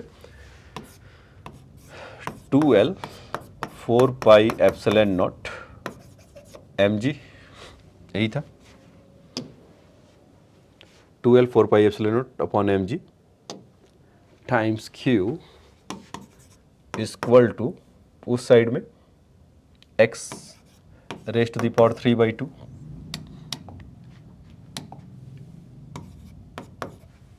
तो इसको अगर करेंगे तो 2l 4 pi epsilon not mg को ऐसे कर लीजिए, तो q का dq/dt हो जाएगा, और इसका डिफ्रेंशिएट करेंगे तो 3/2 x dx/dt ऐसा होगा क्या? तो बिल्कुल होगा। और dx/dt का वैल्यू क्या दे रखा था बच्चों, याद है? dx/dt is our alpha root x। तो यहाँ पर वैल्यू पुट कर दे, तो यहाँ से कितना हो जाएगा? 2l 4 pi epsilon not mg is dq/dt 3/2 x के जगह पर x और यहाँ से अल्फा रूट x। ऐसा। तो कितना आ गया यहाँ से,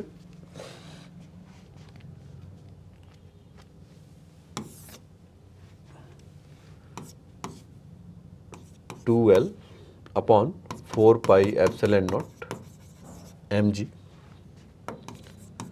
dq/dt is equal to 3/2 alpha x raise to the power 3/2। तो जो एडवांस में पूछा था वो बस इतना ही पूछा था कि उसका रेट बता दो, dq/dt is directly proportional to x raise to the power 3/2, खाली इतना ही पूछा गया था। तो अभी जब आपसे पूछा जाएगा तो आप इसका सब कुछ बता सकते हैं, अब तो बता ही सकते हैं ना। तो dq/dt इक्वल टू कितना हो जाएगा, 3/2 अल्फा तो अल्फा, और यहाँ से 4πε0 mg 2l x raise to the power 3/2।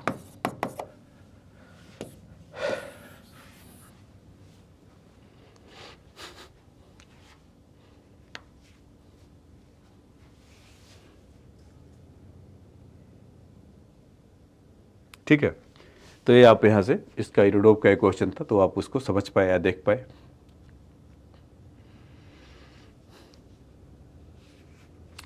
अब आ जाइए, अब क्वेश्चन आंसर जरा स्टार्ट किया जाए।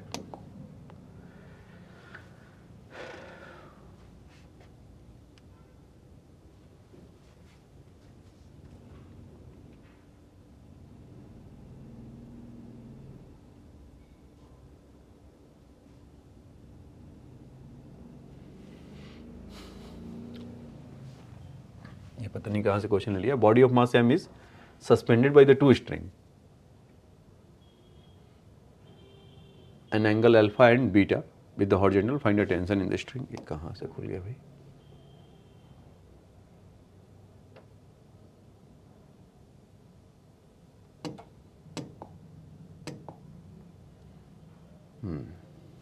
क्वेश्चन को लेकर आना पड़ेगा,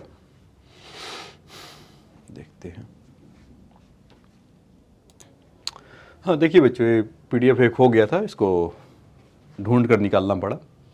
कह रहा कि obtain the dimension of the formula of epsilon not, dimensional formula of epsilon not. तो बहुत आसान काम है, ये आपको लॉस ऑफ मोशन में तब दिखाया, सॉरी लॉस ऑफ मोशन का तो खुला हुआ था, ये आपको तब दिखाया गया था। कब दिखाया गया था बच्चों, याद है? इज ये आपका डायमेंशनल फार्मूला में। तो यहाँ से F equal to 1/4π epsilon naught Q square over R square. तो F इक्वल एप्सिलॉन नॉट का वैल्यू कितना हो जाएगा, इसको तो भूल ही जाते हैं, खाली ये हमें चाहिए होता है।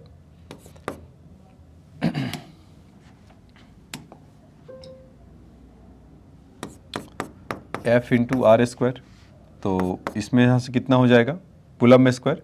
तो कूलम क्या होता है कि वो SI यूनिट में नहीं है, तो अब charge equal current equal to क्या जानते हैं, Q/T। तो यहाँ से AC/T, तो C इक्वल टू जहाँ भी कहीं हो तो AT से आप रिप्लेस कर सकते हैं, क्योंकि ये फंडामेंटल है। तो यहाँ से फोर्स के लिए कितना होता था, ML T-2 L स्क्वायर, और यहाँ से A² T² होगा। तो यहाँ से जो एप्सिलॉन नॉट का जो वैल्यू होगा वो कितना हो जाएगा, M-1 L-3 T-4 और आपका A², ऐसा। तो ये एप्सिलॉन नॉट का वैल्यू आएगा M-1 L-3 T-4 और A²।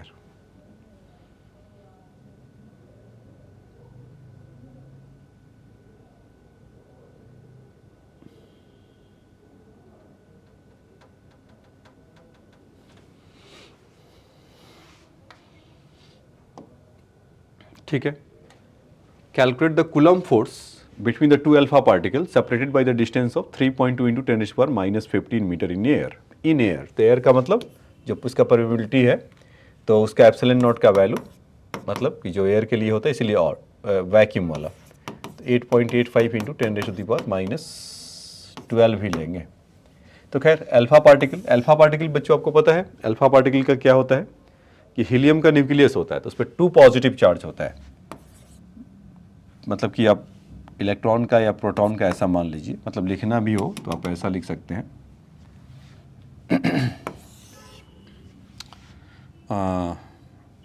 अल्फा अल्फा, तो उस पर जो फोर्स लगेगा F इक्वल टू 1/4πε0, और यहाँ से अल्फा इंटू अल्फा स्क्वायर, मतलब चार्ज अल्फा अल्फा, उसका मैग्नीट्यूड अभी रख देंगे, और डिस्टेंस कितना है 3.2 इंटू 10⁻⁻15।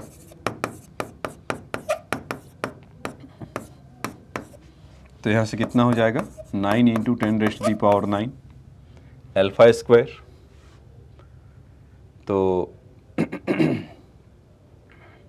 तो अल्फा का जो वैल्यू है 2 मतलब 1.6 इंटू 10⁻⁻19, तो इसको अगर रखेंगे तो 1.6 इंटू 10⁻⁻19 के जगह पे, तो 1.6 यहाँ पर 3.2 भी है, तो 1.6 इंटू 1.6 कर लीजिए, और 10⁻38, और यहाँ से 3.2 है, तो 3.2 इंटू 3.2 इंटू 10⁻30, ऐसा 2 से ऐसा हो जाएगा। तो 9/4 का वैल्यू कितना हो जाएगा बच्चों 2.25 ऐसे होता है। एक बार और इसको सम्मान दे देते हैं, और 10⁻⁻8 न्यूटन, तो 2.25 इंटू 10⁻⁻8 न्यूटन, ऐसा इतना फोर्स आएगा। ठीक है, तो ये बात समझ में आया।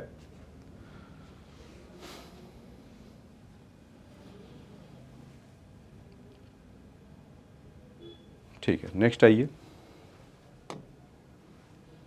Can I calculate the distance between the two protons such that the electrical repulsive force between them is equal the weight of the either? तो अगर प्रोटॉन के बारे में अगर हम जानते हैं तो इसका मास कितना होता है इलेक्ट्रॉन के बराबर, मास उसका होता है 1.67 इंटू 10⁻⁻27 kg, और जो उसका चार्ज होता है 1.6 इंटू 10⁻⁻19 कूलम। तो जो कह रहा है कि जो फोर्स है इलेक्ट्रोस्टैटिक्स फोर्स है उसके वेट के इक्वल है, तो electrostatics force 1/4πε0 Q square 1.6 into 10⁻⁻19 का स्क्वायर अपॉन आर स्क्वायर। तो अच्छा आर स्क्वायर तो निकालना ही है, R square equal to mass 1.667 into 10⁻⁻27 into 10 ही कर लेते हैं, और तो कोई चारा है नहीं।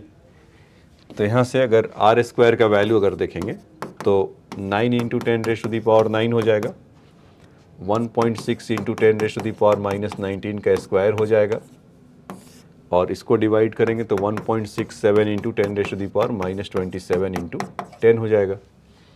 तो बाकी का काम हम अपना कर लेंगे क्या, बहुत आराम से कर सकते हैं। तो R इक्वल टू, तो ये काम आपको करना पड़ेगा बच्चों। मैं यहाँ से कुछ 9.1.67 इंटू 1.6 2.56 इंटू 10⁻⁻26 और 10⁻⁻38 ऊपर जाएगा, तो 8 और 6 4 हो जाएगा 10⁻⁻12 ऐसा। बाकी का इसका सॉल्व कर लीजिए घर आपके, और उसमें भी क्या है कि बहुत हद तक 3 बाहर हो जाएगा, 1.6 बाहर हो जाएगा, रहा इसका। तो आ जाओ इसको तो करा ही देता हूँ फिर आपको 3 1.6। तभी मिन टाइम में आप भी करते रहिए, ऐसा नहीं कि मैं ही कर रहा हूँ तो मैं ही करूँ। 1.67 है, 1.69 होता तो 1.3 होता, सॉरी अच्छा 1.67 है तो स्क्वायर में तो वैसे नहीं होगा, तो 1.2 144 होता, तो हाँ 1.69 था, तो 1.3 है, ठीक तो बोल रहा था। तो 1.2 से थोड़ा कम कर दीजिए 1.25, ठीक, इंटू 10⁻⁻12। तो इसमें अगर करेंगे तो 2 ऑलमोस्ट 3.2, तो ऑलमोस्ट आप यहाँ से कर सकते हैं कि R का जो वैल्यू होगा 3 इंटू 10⁻⁻12 मीटर, ऐसा कुछ मिलना चाहिए। बाकी आप समझदार हैं, निकाल सकते हैं। तो क्वेश्चन समझ में आया बच्चों। अब आ जाओ नेक्स्ट क्वेश्चन में चलते हैं। कह रहा कि how far how far apart should be the two electrons be if the force of each exert on the other is equal to the weight of the electrons. How far apart would be the two electrons be if the force of the exert on the other equal to the weight of the electrons. तो ठीक है, इस बार electron के लिए निकाल लीजिए, उसका मास और वो सब गिवन ही है, तो यहाँ से ठीक वही काम करेंगे. F E equal to M G, तो Q square over 4 pi epsilon naught over R square. तो ये वाला पार्ट तो उसका भी सेम होगा, खाली मास यहाँ बदल जाएगा. 9.1 इंटू 10⁻31 इंटू 9.8. तो ये आसान है, ये तो आप कर लोगे, इसको छोड़ देता हूँ.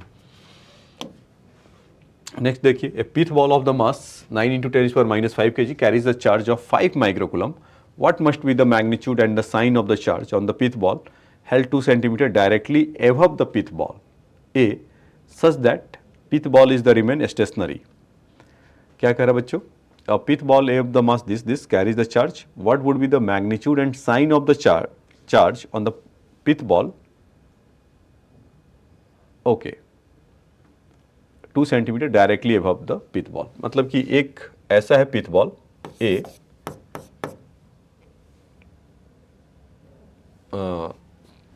Be held 2 centimetre directly. तो पिथ बॉल बी एक यहाँ पर है, तो इसका ठीक डायरेक्टली ऊपर है, तो अपने वेट के चलते गिरेगा नीचे की तरफ mg, और ये वाला इसको रिपल्सन फोर्स लगाकर Fe हवा में जैसा कुछ काम करे जैसे कि ये है, और इसको मैं हैंग करा दूँ हवा में, तो अपने वेट के चलते तो नीचे गिरेगा.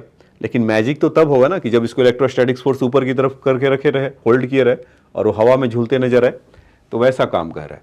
तो हम यहाँ से बोल सकते हैं क्या कि Fe इक्वल टू mg ऐसा होगा. तो उन दोनों का बीच का डिस्टेंस कितना है? 2 सेंटीमीटर, और उन दोनों का चार्ज क्यू 5 माइक्रोकूलम गिवन है. मास एक का कितना है? 5 इंटू 10⁻5 kg. तो इसको तो मैं लिख देता हूँ 9 इंटू 10⁻5 इंटू 10. इसके लिए जरा लिखिए बच्चों, 2 सेंटीमीटर एक्सप्रेशन लिखो, तो आपको फटाक से बन जाएगा. तो इसमें अगर आप देखेंगे तो 1/4 पाई एप्सिलॉन नॉट, इन दोनों में 5 माइक्रोकूलम, तो 25 इंटू 10⁻6, इन दोनों के बीच का डिस्टेंस 4 इंटू 10⁻4. तो इसको जब सॉल्व करेंगे तो 9 इंटू 10⁻9, 25/4 इंटू 10⁻2, 9 इंटू 10⁻5 इंटू 10. तो 9 से 9 ये कैंसिल हो जाएंगे, यहाँ से 5 जा और 2 जा.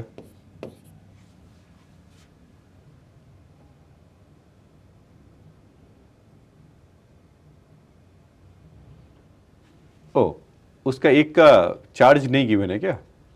अब पिथ बॉल ऑफ मास से, ओहो, तो 25 नहीं, एक 5 बचा रहेगा, तो कम गलती हुआ. नहीं तो अच्छा -6 इसीलिए लिखा था, तो ऐसे तो प्रोडक्ट होता तो -12 हो जाता. ठीक है, तो इसको चार्ज क्यू कर लेते हैं. आप फट जाइए भाई, अब 5 ही थे मान लिया हम लोगों ने.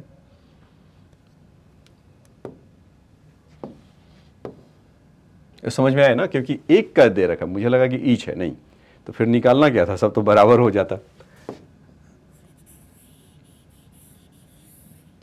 देखिए, तो इसमें क्या हो गया, 9 इंटू 10⁻9 तो हो गया, 5 इंटू 10⁻6 -6, और 4 इंटू 10⁻4, और चार्ज मान लेते हैं क्यू. अच्छा, उसमें अगर नेचर की जहाँ तक बात है तो must be the same nature क्या होगा? अगर पॉजिटिव चार्ज इसका है, क्योंकि पॉजिटिव चार्ज ही बोला है, तो B will be also positive in charge. That is why the make repulsion ना. अगर इस पे पॉजिटिव होगा तो दोनों के बीच में रिपल्सन होगा, तभी ऐसा करेगा. So B will have positive charge और same nature of A have. जो ए के पास है वही बी का भी नेचर होगा. खैर, तो हमें निकालना था ये, तो -2 ऐसा हो गया, और 5 2 जा पूरा इस बार चला गया. और यहाँ से अगर देखा जाए तो Q इक्वल टू वहाँ से कितना जाएगा, 2, 4 2 जा 8,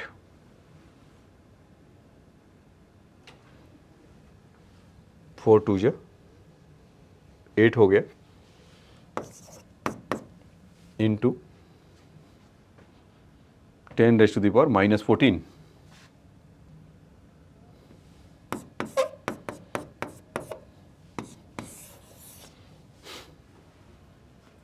ऐसा चार्ज होना चाहिए, तब जाकर वो उसमें वो स्टेशनरी होगा।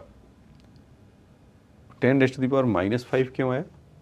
अच्छा, उसका मास 10⁻⁻5 था ना, और अच्छा तो ठीक है, तो यहाँ से 9 था, ऐसे 2 तो बचा हुआ था, तो एक 2 और है, तो यहाँ से -12 होगा, ना कि उतना होगा, क्योंकि वहाँ से -2 बचा, तो उस -2 को वहाँ से -3 कर देंगे तो -12 ऐसा बन जाएगा। ठीक है, तो आसान था, बस आपको ये विजुलाइज करना था कि एक के ऊपर एक है, तो एक जो उसके वेट के चलते नीचे की तरफ लग रहा होगा, और जो इलेक्ट्रोस्टैटिक्स फोर्स अपना वो कमाल दिखा रहा होगा कि इस पे ऊपर की तरफ फोर्स लगा रहा होगा। Two identical metal spheres having equal and similar charges repel to each other with the force of 10⁻³ Newton when they are placed 10 cm apart in the medium of the dielectric constant 5. Find the charge on the each sphere. ठीक है, तो मान लीजिए कि एक sphere ऐसा है और दूसरा एक स्फीयर ऐसा है, इन दोनों के बीच का डिस्टेंस कुछ d है और उसका वैल्यू दे रखा है 10 सेंटीमीटर। तो जिससे फोर्स लगेगा 1/4 pi epsilon naught Q square over R square, 0.1 का स्क्वायर ऐसा, और उसका वैल्यू कितना है 1000, तो यहाँ से 9 × 10⁻⁹ हो जाएगा। Q square 10⁻⁻² equal to 1000, Q square equal to 10 बचेगा अपॉन 9 × 10⁻⁹ Q इंटू 1/9 × 10⁻⁸। तो यहाँ से कितना आ जाएगा 1/3 × 10⁻⁻4 कूलम। तो दोनों के पास इतना चार्ज होना चाहिए 0.33, या थोड़ा स्टाइल में लिखना चाहते हैं या स्टैंडर्ड फॉर्म में 0.33 × 10⁻⁻5 कूलम, ऐसा इसमें मिल जाएगा। ठीक है बच्चों, तो ये आसान क्वेश्चन थे, तो इसलिए कि आपको उस पर होल्ड बने, या मतलब आप उसको और आसानी से कर पाओ या समझ पाओ। ओह, उसमें एक तो आपने आसानी से नहीं समझा, उसमें क्या दिया था, डाइलेक्ट्रिक मीडियम ऑफ द 5, तो यहाँ पर एक 5 और होगा फिर। अच्छा, क्वेश्चन का राज तो यही था, ये आपको भी बताया था ना, F इक्वल टू जब अगर डाइलेक्ट्रिक मीडियम आ जाता है तो 4 pi epsilon naught into K into Q over R square, so K should be there, तो 5 should be there, so 5 will be reflected, यहाँ पर होगा, फिर 5 इधर की तरफ आया तो ये 5 ऐसे होंगे, तो अच्छा, तो अच्छा हुआ कि वहीं पे छोड़ दिया। अच्छा, 3 पॉइंट देखो 33, ये 3.33 रहता। √5 का वैल्यू ऐसे क्या होता है बच्चों, तो आप 2 पॉइंट ऐसे 23 होता है, तो 3.33 है इंटू 10⁻⁻5 कूलम, ऐसा मिलेगा। ठीक है, तो इतना होगा, तो उसमें वो मान दिमाग में आपको रखना पड़ेगा कि जो उसका मीडियम है 10 सेंटीमीटर के लिए है। मैंने वही सोचा कि इसमें तो मैंने कुछ किया नहीं, केवल फोर्स निकाल कर चार्ज निकालने के लिए तो देगा नहीं, मीडियम दिया था, कुछ एक्स्ट्रा जरूर सिखाया इसमें। देखिए, a distance between the electron and the proton of hydrogen atom is 5.3 × 10⁻⁻11, जो कि टिपिकली ऐसा ही होता है। ये न्यूक्लियस के अंदर की कहानी कह रहा है। Determine the magnitude and the ratio of electrostatics gravitational force between them is, तो देखो शुद्ध रूप से कैलकुलेशन है बच्चों, वहाँ पे क्या करा कि इलेक्ट्रोस्टैटिक्स ओवर ग्रेविटेशनल का रेशियो मांग रहा है, यही मांग रहा है ना, तो यहाँ से क्या करेंगे, इलेक्ट्रोस्टैटिक्स 9 × 10⁻⁹ और 1.6 × 10⁻⁻19, चार्ज तो उतना ही है, का स्क्वायर हो जाएगा। इसके लिए अगर देखते हैं तो G होता है इसका, तो 6.67 × 10⁻⁻11 इंटू, क्योंकि बाई आर स्क्वायर यहाँ पर होगा, बाई आर स्क्वायर उसको नहीं ले रहा हूँ, और यहाँ पर बाई आर स्क्वायर होगा, तो आर स्क्वायर तो उस समय भी कैंसिल हो जाएंगे। हाँ, इसका जो मास होगा यहाँ पर 1.67 × 10⁻⁻27, और दूसरा कि आपका इसमें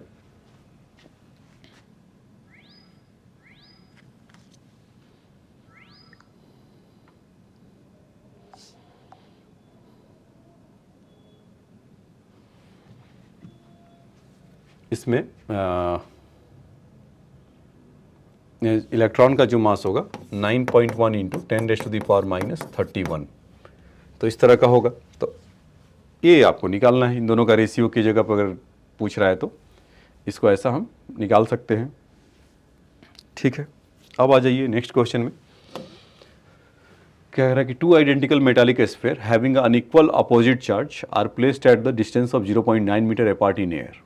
ठीक है, after the bringing them in the contact with the each other they are the again placed at the same distance.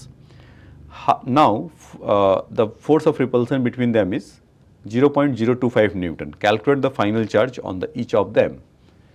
ठीक है, देखिए इसमें क्या कह रहा है कि टू आइडेंटिकल चार्ज है, मान लेते हैं कि क्यू क्यू है, हैविंग, अच्छा to identical metallic sphere Q1 और Q2 है, ऐसा है, और इन दोनों के बीच का डिस्टेंस कितना है 0.9। फिर क्या कर रहा है कि दोनों को टच करके फिर वापस वहीं पर भेज दे रहा है। तो देखिए जब भी अनइक्वल चार्ज होता है तो उसमें क्या होता है कि जैसे एक पे 6 कूलम है, एक पे 5 कूलम है, तो उन दोनों पे उसका मीन हो जाए, क्योंकि आइडेंटिकल इन शेप है। तो यहाँ पर क्या होगा कि Q1 प्लस Q2/2 हो जाएगा, क्योंकि having identical metallic sphere having equal and opposite charge. अच्छा, इक्वल एंड अपोजिट है, तो फिर क्या होगा कि एक पे Q1 है तो एक पे -Q2, मतलब दोनों में से कोई तो एक निगेटिव लेना ही पड़ेगा। तो यहाँ पर क्या हो जाएगा कि Q1 - Q2/2, मतलब कि अगर एक पे 2 कूलम है, एक पे -5 है, तो 2 वाला, मतलब ऐसा मैं कह रहा हूँ कि एक पे 2 कूलम है, एक पे -3 कूलम है, तो उस पर अगर दोनों को टच करेंगे तो 2 कूलम -2 कूलम को तो +2 कूलम -2 कूलम को खा जाएगा, बचेगा -1 कूलम, तो 1 कूलम दोनों में डिस्ट्रीब्यूट हो जाएगा। तो वैसा ही कहानी है, एक पे Q1 है तो सेकेंड केस में, एक केस 1 आप इसको ऐसा कह सकते हैं, केस 2 में आप ऐसा इसको कह लीजिए कि Q1 - Q2/2 is equal to Q1 - Q2/2, ऐसा। और उन दोनों के बीच का डिस्टेंस जितना 0.9 था तब भी है, अब भी है, ऐसा। और फोर्स ऑफ रिपल्सन कुछ अपना पहले लग रहा था, अब इतना लग रहा है, तो बस पूछा जा रहा है कि क्या होगा। तो आ जाइए, काम पे लग जाया जाए। तो इस केस में जो फोर्स लग रहा था 0.9 मीटर अपार्ट है,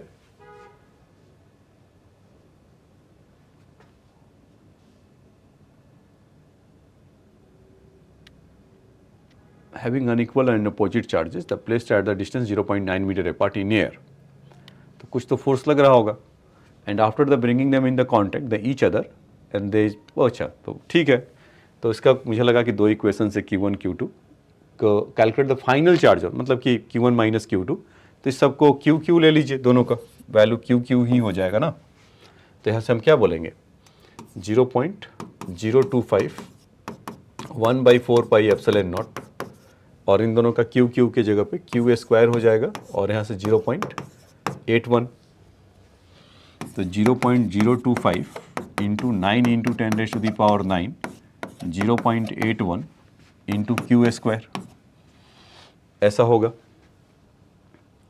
तो इसको अगर हम 10 से मल्टीप्लाई कर दें तो 0.25 हो सकता है क्या, ये है ना। और यहाँ से 9 इंटू 10⁻⁴, ये 10 हो सकते हैं, 0.81, ये Q²। तो इसमें क्या करिए, दोनों तरफ स्क्वायर रूट ले लीजिए, सबसे आसान तरीका मुझे यही लगा बताने का। तो इसका 0.5 का स्क्वायर करेंगे तो 0.25 होगा, 9 का 3, और यहाँ से 0.9, और यहाँ से 10⁻⁵ Q, तो यहाँ से कितना हो जाएगा 0.3, 0.15 इंटू 10⁻⁻5 इक्वल टू Q, तो 1.5 इंटू 10⁻⁻6 कूलम,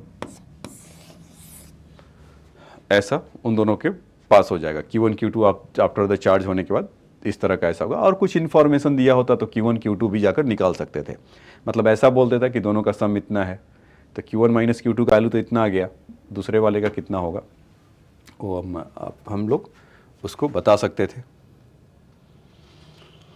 चलिए नेक्स्ट क्वेश्चन देखिए, कह रहा है कि small brass sphere having a positive charge 1.7 into 10⁻⁻8 coulomb is made the touch the another sphere of the same radius having a negative charge 3 into 10⁻⁹ coulomb. Find the force between them when they are the separated by the 20 centimeter. What will be the force between them when they are the immersed in the oil of dielectric constant is 3. देखिए मैं इसी की बात कर रहा था कि यहाँ पर क्या है कि एक पर है 1.7 into 10⁻⁻8, एक है ऐसा, दूसरा कि 3 into 10⁻⁻9 है ऐसा। इन दोनों के बीच का डिस्टेंस कितना है? इस 20 सेंटीमीटर। तो ऐसा, तो जो फोर्स इस पे लग रहा है कि जब ऑयल में डाल दें तब क्या होगा, तो 1/4πε0 इसमें k टाइम्स ऐसा कर देते हैं। तो और पॉजिटिव तो अट्रैक्टिव तो अभी भी है, तब भी लग रहा होगा, अट्रैक्टिव ही लगेगा। तो 1.7 into 3 into 10⁻⁻9 ना 10⁻⁻8, तो 10⁻⁻17 हो जाएगा। और डिस्टेंस दोनों के बीच का 0.04 ऐसा। k का वैल्यू हमारा कुछ 20 सेंटीमीटर है, तो 20 सेंटीमीटर तो पॉइंट वही होगा ना।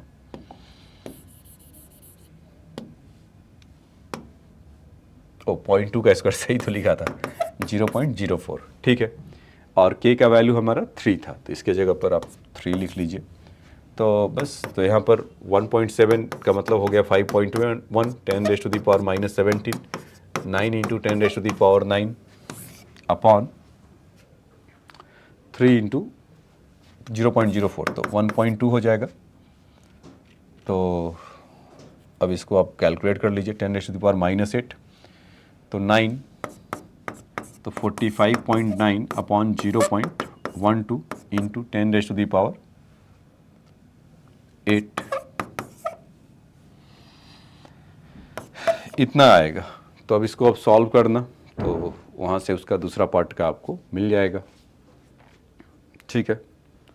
एक क्वेश्चन और देख लीजिए, क्या कर रहा है कि charge Q is to be divided into the object, what should be the value of the charge on the two object so that the force between then object is the maximum. अभी बताया था F max अगर लगेगा तो इस समय दोनों को Q/2 में डिवाइड करते हैं, अब ये पीछे बताया था। और आज ये the sum of the 2 point charge is 7 microcoulomb, they are repel to the each other with the force of 1 newton when the 30 centimetre apart in the free space, calculate the value of the charges on each. Sum of the 2 point charges और repel कर रहे हैं तो इन दोनों का एक ही nature का होगा। तो एक को मान लेते हैं कि Q है, तो दूसरा कितना हो जाएगा 7 - Q अपॉन इनका 4πε0 1/4πε0 और डिस्टेंस दोनों के बीच का है 30 सेंटीमीटर, तो 0.3 का स्क्वायर इक्वल टू 1। तो यहाँ से कितना हो जाएगा 7Q - Q स्क्वायर, तो 1/4 9 इंटू 10⁻⁹, तो 1/9 इंटू 10⁻⁹ और यहाँ से 0.09। तो इसको आप करेंगे तो 7Q - Q square equal to, इसको थोड़ा हैंडल कर लिया जाए विथ जेंटल, इज कितना हो जाएगा 0.09, तो 0.01, तो 10 -11, तो 10 इंटू 10⁻⁻12 ऐसा बोल सकते हैं क्या? ये जानबूझ के बोला गया है। 10⁻⁻12 को थोड़ी देर के लिए पॉज कर लीजिए, उसका मान लीजिए वैल्यू 10 है। तो कितना हो जाएगा बच्चों, ये Q square -7Q plus 10 equal to 0, तो Q - 2 Q - 5 इक्वल टू 0, तो Q इक्वल टू 2 and 5। तो जो पॉज किया था ना थोड़ी देर के लिए, ये बेसिकली प्रोडक्ट में था, तो यानी कि माइक्रोकूलम में हो गए। तो Q equal to 2 into 10⁻⁻6 and Q equal to 5 into 10⁻⁻6। तो अब इसका सम करके देखिए, 7 माइक्रोकूलम आ रहा है और उस फोर्स में भी रखेंगे तब भी वो आएगा। ठीक है बच्चों, तो आज के लेक्चर में इतना ही। आपको इलेक्ट्रोस्टैट्स में जस्ट इंट्रोडक्शन कराया कि what is the Columbian force क्या होता था और फोर्स वो कैसे लगते थे, और कुछ अगर मीडियम वगैरह चेंज हुआ तो उसके लिए, और 1-2 क्वेश्चन इरोडोव के लिए बताया।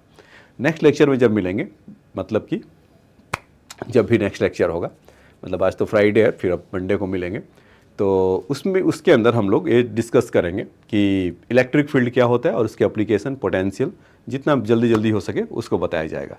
थोड़ा अब स्पीड थोड़ा फास्ट करना है, ठीक है। Thanks for your time.